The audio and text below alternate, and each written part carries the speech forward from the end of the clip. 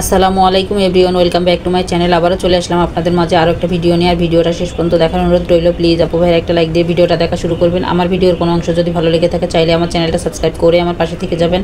আমি blog by সাথী ঢাকা থেকে বলছি।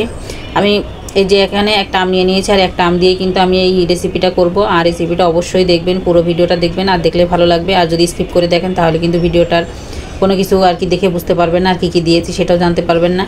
আর কোনো কিছু অবশ্যই স্কিপ করবেন না, আর কি দেখবেন, পুরোটা ভালো লাগবে। আর যদি জানতে চান আর কি, আর যারা জানেন তারা তো অবশ্যই জানেন আর কি, আর যারা না জানেন তাদের জন্যই বলছি আর কি। আর একটা আম নিয়ে নিচ্ছি, আর আমটা দেখুন আমি কেটে নিচ্ছি আর কি। আর আপনারা বটি দিয়েও কেটে নিতে পারেন, তা আমি ছুরি দিয়ে কেটে নিচ্ছি।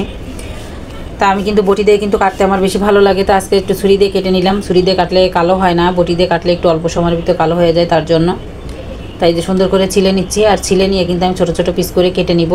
প্রচুর মাথা ব্যথা হচ্ছে, মাথা ব্যথার জন্য কোনো কাজ করতে পারতেছি না, ভিডিও ভালোভাবে কারো দেখতে পারতেছি না, এটাই সমস্যা। তার জন্য ভিডিও ছোটো ছোটো করে করতেছি। তা অবশ্যই আপুরা ভাইয়ারা যারাই দেখবেন আমার ভিডিওটা স্কিপ করবেন না, কারণ আমি একদমই ছোটো করে ভিডিও দিচ্ছি। কারণ মাথা ব্যথার জন্য প্রচুর সমস্যা হচ্ছে, তার জন্য। তা ডাক্তার দেখাইছি, সিটি এক্সচেঞ্জ করছি, ঔষধ এখনও পাইনি, সিটি এক্সচেঞ্জ করে এসেছি। অবশ্যই ডাক্তার দেখে পরীক্ষা করার পরে আর কি, পরীক্ষার রিপোর্ট দেখে ডাক্তার ঔষধ দিবে, তখন আর কি দেখা যাবে যে আসলে কি সমস্যা। আর তখন দেখা যাবে যে ভালো হবে কি না, কোন সমস্যা আছে। আর এখনও পর্যন্ত জানা যায়নি আর কি কী সমস্যা। তা এই যে আমি আমটা আর কি ব্লেন্ড করে নিলাম, আর দুধ আর কি জাল দিয়ে নিয়েছি। এই যে ছানা কেটে নিয়েছি আর কি। ছানা কেটে নিয়ে আমি ছানাটাই যে একটু পরিষ্কার কাপড়ে আর কি ঢেলে নিচ্ছি। আর এই ছানাটা কিন্তু খুব ভালোভাবে আর কি করে নিয়েছি। তা আমি ছানাটা কেটে আর কি 10 মিনিটের মতো ঢেকে রেখেছিলাম যাতে শক্ত হয়ে যায়, তার জন্য। তাই একটু ঠান্ডা পানি দিয়ে ধুয়ে নিচ্ছি। ধুয়ে নিলে হবে কি, যেটা টকটক ভাব আছে সেটা আর কি চলে যাবে, তার জন্য। এই যে এখন কিন্তু পানিটা ভালোভাবে ঝরানোর কোনো প্রয়োজন নেই, অল্প পানিটা থাকলেও কোনো সমস্যা নেই, যেহেতু আমি এটা আবারও জাল করব, তার জন্য। তা দেখুন আমি একটু চিপড়িয়ে পানিটা একটু ফেলে দিচ্ছি। তা পানিটা ফেলে দিয়ে আর কি এই যে এখন রেখে দিব। তাই এখান থেকে যতটুকু পানি ঝরে যাবে, আর যতটুকু থাকবে কোনো সমস্যা নেই। আমি যখন জাল করব তখন কিন্তু পানিটা শুকিয়ে যাবে। তা আমি এই যে আমটা ব্লেন্ড করে নিয়েছি, দেখুন আমের ঘ্রাণে মাছিও চলে এসেছে। তা দেখুন কত সুন্দর হয়েছে ব্লেন্ড, কালারটাও কত সুন্দর এসেছে মাশাআল্লাহ। আমটা কিন্তু খুবই সুন্দর, অনেক মিষ্টি ছিল। তা আমি একটা যে কড়াইয়ের ভিতরে ঢেলে নিলাম, কড়াইয়ের ভিতরে ঢেলে নিয়ে যে এখন চিনি দিয়ে দিচ্ছি আমার পছন্দ মতো, আপনাদের পছন্দ মতো আপনারা দিবেন। তা আমি 2 চা চামচের মতো চিনি দিয়ে দিলাম, দিয়ে আমি ভালোভাবে আর কি একটু মিশিয়ে নিচ্ছি। আর জাল করে একদমই শুকিয়ে ফেলতে হবে। তা আপনারাও এইভাবে করবেন আর কি, তাহলে খেতে ভালো লাগবে। আর এটা কিন্তু খুবই মজা হয়েছিল খেতে, আমার বাচ্চারা অনেক পছন্দ করেছে, আমার বাচ্চারা বলেছে আবারও বানাতে। তাই এভাবে দেখি আবারও চেষ্টা করব। তা অসুস্থ দেখে আম নিয়ে এসেছি, কিন্তু করার মতো ইচ্ছা জাগছে না আর কি, এতটা মাথা ব্যথা, তার জন্য। তা আমি এই যে উঠিয়ে নিচ্ছি, উঠিয়ে নিয়ে কিন্তু এই পাত্রে আবার আমি দুধ নিয়ে নিব। দুধ নিয়ে যে এটার আমের যে কালারটা আছে, এই কালারে কিন্তু দুধটাও একটু কালার হয়ে যাবে।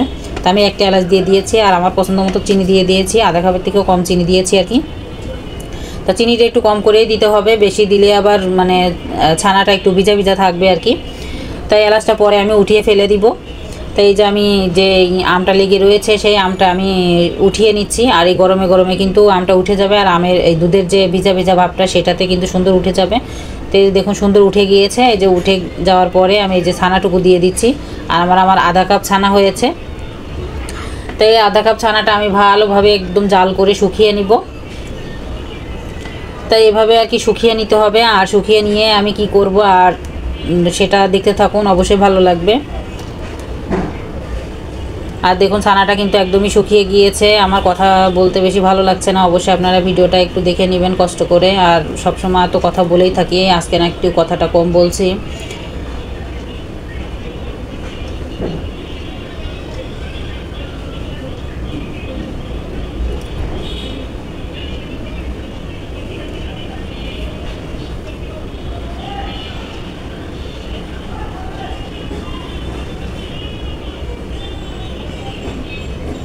আর এখানে দেখুন আমি ছানা আর যে আমের পিউরিটা সেটা নিয়ে নিয়েছি আর কি। আর আমি যতটুকু করে আর কি বানাবো আমি ততটুকু করে নিয়ে নিলাম। একটু হাতে ঘি মেখে নিয়েছি, আর মিষ্টির জিনিসে কিন্তু ঘি দিলে কিন্তু ভালো একটা স্বাদ আসে।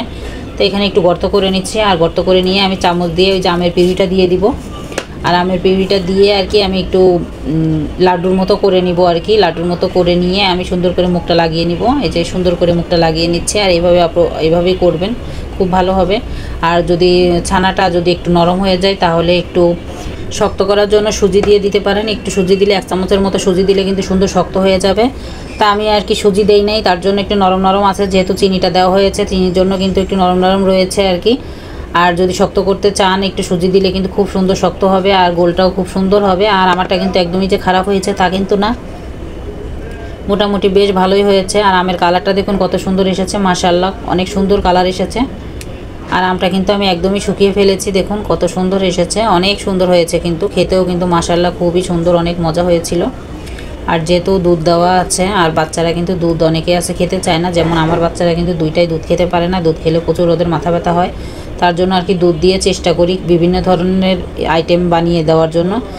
আর একটু উপরে বাদাম দিয়ে একটু সাজিয়ে নিচ্ছি দেখার সৌন্দর্যের জন্য। আর দেখুন মাশাআল্লাহ কত সুন্দর হয়েছে, দেখতেও যেমন সুন্দর খেতেও তেমন মাশাআল্লাহ অনেক সুন্দর, অনেক লোভনীয় হয়েছে।